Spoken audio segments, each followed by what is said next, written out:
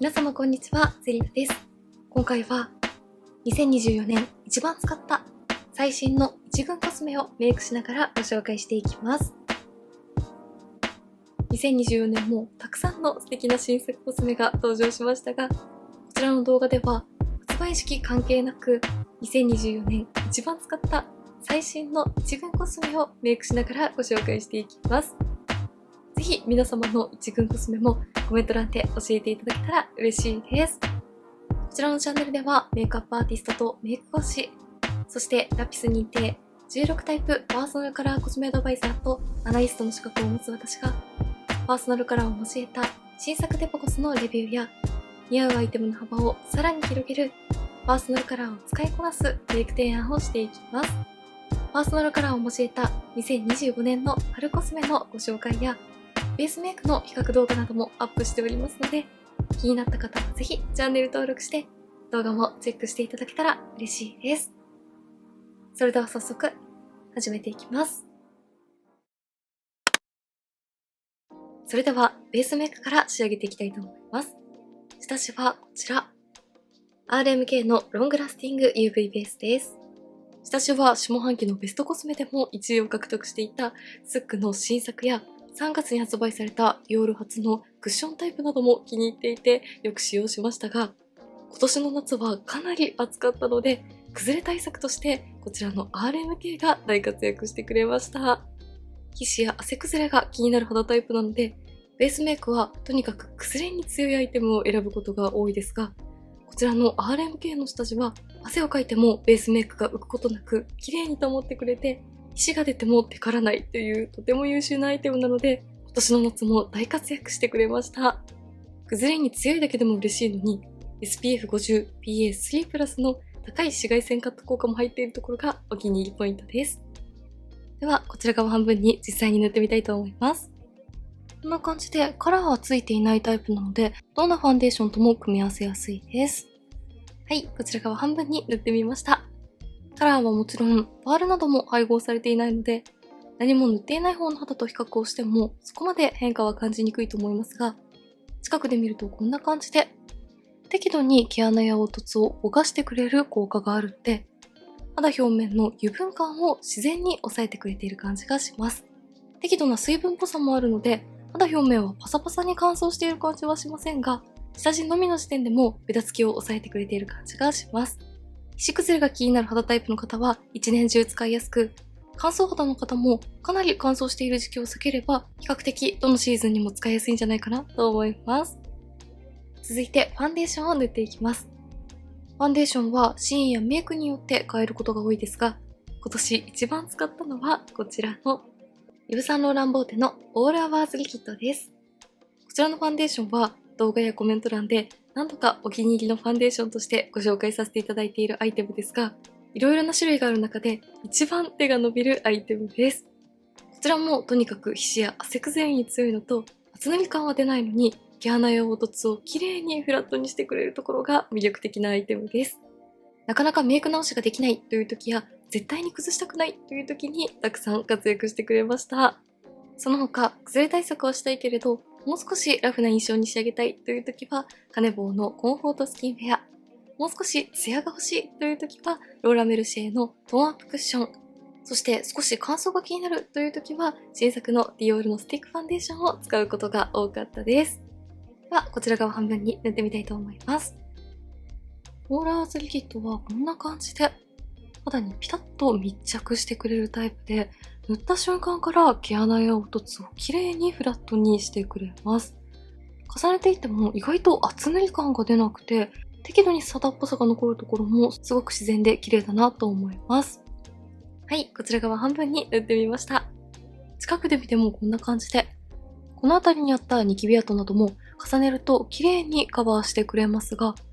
ファンデーションなしの方と比較してもそこまで厚塗り感が出ていなくて、カバー力と自然な肌っぽさを適度に両立してくれているところがすごく綺麗なファンデーションだなと思います。そしてこの綺麗な仕上がりが長時間続いてくれて、汗をかいても皮脂が出ても全然崩れやテカリが気にならないので、とにかく崩れ対策を重視したいけれど綺麗に仕上げたいという方にものすごくおすすめなファンデーションです。質感もツヤツヤしすぎず、マットにも寄りすぎない、サーダのままカバー力を高めたような感じがとても好きなポイントです。続いてフェイスパウダーです。フェイスパウダーはこちら。イヴ・サンローランボーテのオールアワーズハイパープレストパウダー。1番のニュートラルのカラーです。しっかりカバーしてくれるタイプのファンデーションが好きなので、フェイスパウダーは比較的粒子が細かくて軽やかなタイプのものを使うことが多かったですが、こちらのフェイスパウダーは初めて使った時からものすごく仕上がりが綺麗ですぐにお気に入りになったアイテムです。ナチュラルなカバー力のパウダーファンデーションくらいしっかりカバーしてくれて、毛穴や凹凸を感じさせない滑らかなセミマット肌に仕上げてくれます。そして仕上がりだけでも大満足でしたが、こちらのフェイスパウダーもかなり汗や皮脂崩れに強かったので、とてもお気に入りになりました。自然なセミツヤ肌に仕上げたいときは、ルナソレのフェイスパウダーを使うことも多いですが、今年はイヴ・サンローランボーテを使う回数が一番多かったです。お直しの時は付属のパフを使用することが多いですが、最初に仕上げるときはこういった大きめのフェイスパウダーブラシを使うことが多いです。ブラシにたっぷり取って、まずは置くように肌全体にのせた後、優しくくるくると磨いていきます。ファンデーションの時点で毛穴や凹凸を全く感じさせないハイカバーの肌に仕上がっていましたが、このパウダーを重ねるとこんな感じで、よりフィルターをかけたような毛穴レス肌に仕上げてくれます。近くで見てもこんな感じで、カバー力の高いアイテムを重ねていますが、意外と厚塗り感が出なくて、とても綺麗に仕上がってくれます。この3つは今年の猛暑の中、メイク直しができない時にも全然崩れを気にせずに過ごせたので、絶対に崩したくないっていう時にとてもおすすめな組み合わせです。はい、まずはこんな感じで、下地、ファンデーション、フェイスパウダーでベースメイクが完成しました。続いてシェーディングを入れていきます。シェーディングはこちら。メイクアップフォーエバーのアーティストスカルプター S410 というカラーを使用しています。こういった斜めカットのチークブラシにとって、耳の後ろから輪郭に沿って入れています。このメイクアップフォーエバーのシェーディングは適度にしっとりしていて、自然に肌に馴染んでくれるのにしっかり陰影をつけてくれるところがお気に入りポイントです。この斜めカットのベアミネラルのブラシも骨格に綺麗にフィットしてくれるので、シェーディングを簡単に入れやすいです。そして余ったもので額にも薄く入れていきます。こんな感じで軽く入れるだけで自然に輪郭をスッキリ見せることができます。続いてアイブロウを仕上げていきます。まずはペンシルを使って眉の輪郭を取っていきます。最近よく使用しているのはこちらのクリニックのアイブロウクイックライナー03ソフトブラウンというカラーです。今までずっとスックなアイブロウペンシルのカーキを愛用していましたが、今年の9月にリニューアルをしてしまったので、現在はカラーのニュアンスが比較的近いなと感じたクリニックを使用しています。こんな感じで少し硬めのペンなので、しっかりしたラインが取れるところも使いやすいポイントです。私はこういった若干カーキのニュアンスを含んだブラウンを使うことが多いです。まずペンの反対側についているスクリューブラシを使って眉の毛流れを整えていきます。眉頭側は上に向かって、眉の中央は平行に流して、最後眉尻は少し下に下げておくと綺麗なラインが描きやすい眉毛の土台が整います。そのまままず眉の下側のラインを出していきます。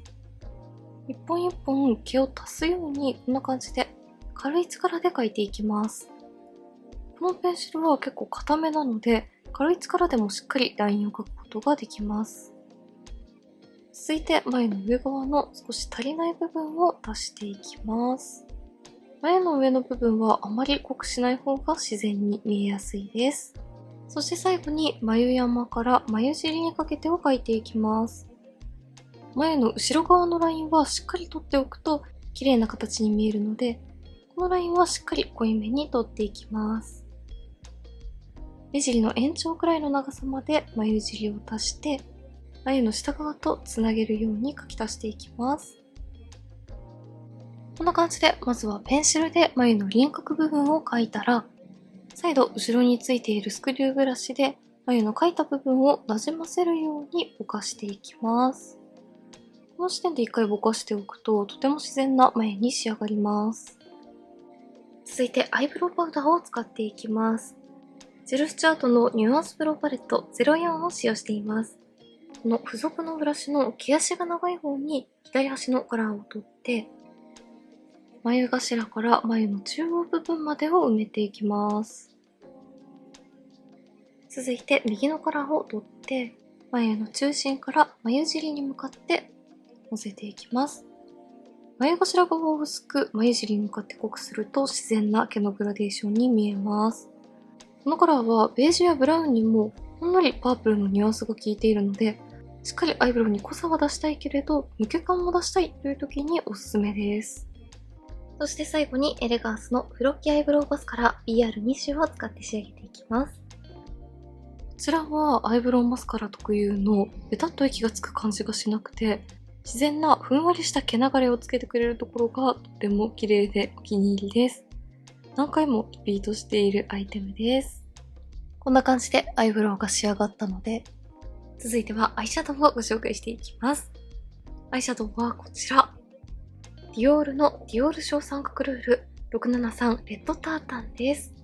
アイシャドウはブラウン系で発色がしっかりしていて、パールのツヤ質感が綺麗なものが好きなので、ディオールやイヴ・サンローランボーテを使用することが多いですが、ディオールのレッドタータンはブラウンの中にレッドのニュアンスが入っているので、適度な抜け感や芋っぽさも演出してくれるところがお気に入りでよく使用しました。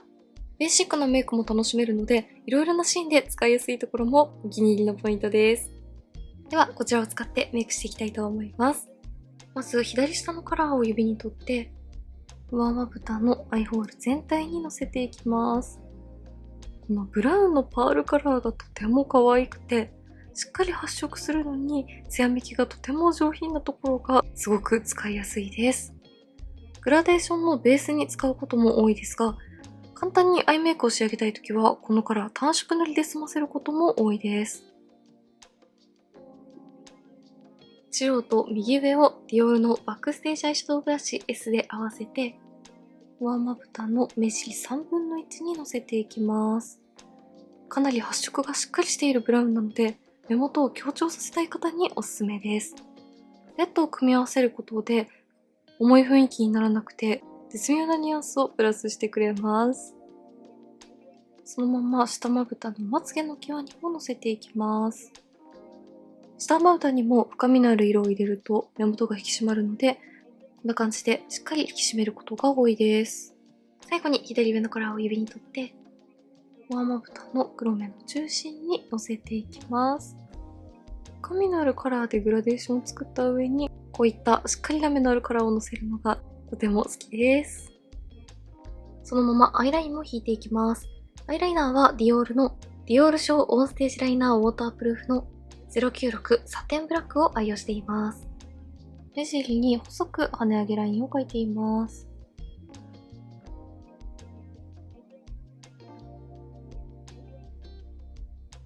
そしてマスカラはエレガンスのカールアメイジングマスカラの BR10 を使用しています。資生堂のアイラッシュカーラーでまずまつげをカールさせて、上下のまつげにしっかりのせています。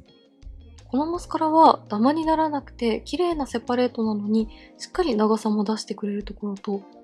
全然マスカラが落ちなくて一日中カールもしっかりキープしてくれるところがとてもお気に入りです。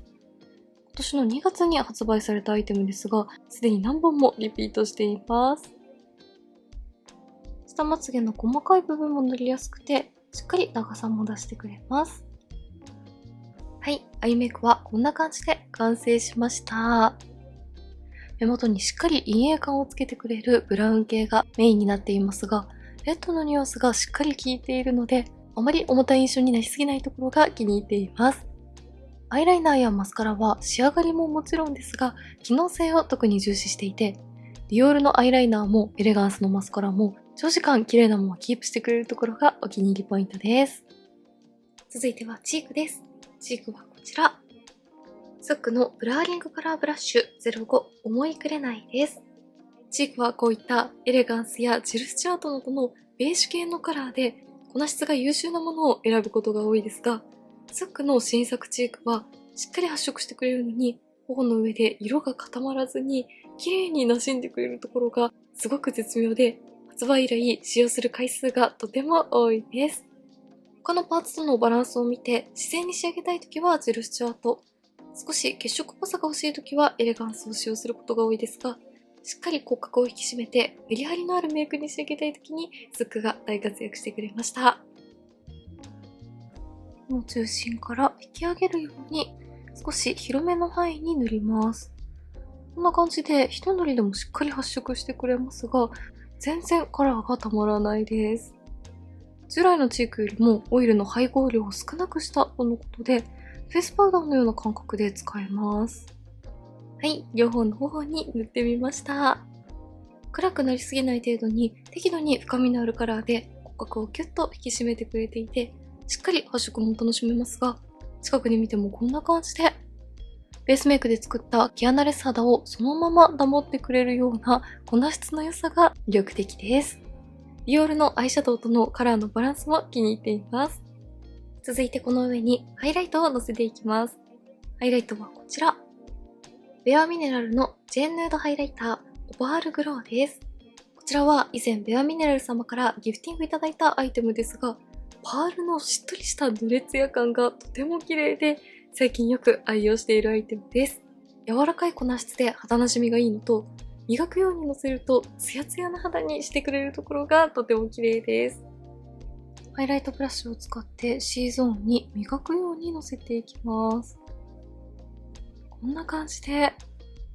パールのツヤで光を反射してとても綺麗にツヤめいてくれます。少しオレンジっぽいピンクのカラーがついているので、チークとの相性も抜群で可愛いです。はい、こちら側半分に塗ってみました。顔を動かした時に自然に光を集めたようなツヤが乗ってくれます。近くで見てもこんな感じで、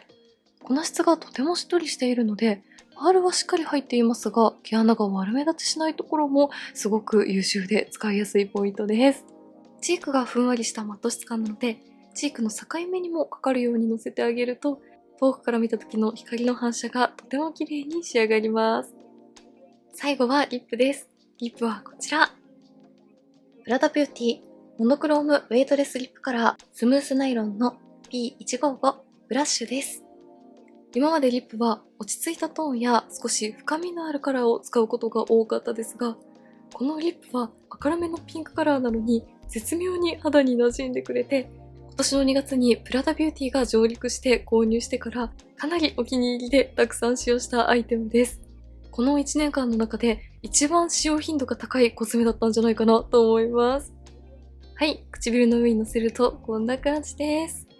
かなり明るめで結構鮮やかなピンクカラーですが、ふんわりとした柔らかいマット質感なので絶妙に肌に馴染んでくれて、顔をパッと明るく見せてくれます。近くで見てもこんな感じで、しっかり発色するカラーですが、自然に馴染むところがとても絶妙ですよね。このリップを塗っていると褒めていただくことも多いのと、メイクの講習などでたくさんお話をして長時間リップが塗り直しできないという時にもしっかり色持ちが持続してくれるところもすごくお気に入りポイントです。見た目の印象よりも肌に馴染んでくれる感じがするので、明るめピンクのリップをお探しの方にぜひ一度お試しいただきたいアイテムです。はい、ではこんな感じで2024年一番使った最新の一軍コスメを使ったメイクが完成しました。ベースメイクはとにかくしっかりカバーしてくれるのと、毛穴や凹凸を目立たせない滑らか肌に仕上げてくれるアイテムを愛用しています。アイメイクは深みとコントラストをしっかりつけていますが、リップやハイライトで適度な明るさを出すのがポイントです。そしてベースメイクもポイントメイクもとにかく崩れに強いアイテムを選ぶことが多いです。ぜひ皆様の一軍コスメもコメント欄で教えていただけたら嬉しいです。今年もたくさんの温かいコメントや応援、本当にありがとうございました。来年も少しでも皆様のコスメ選びのお役に立てるように頑張りますので、どうぞよろしくお願いいたします。それでは今年もありがとうございました。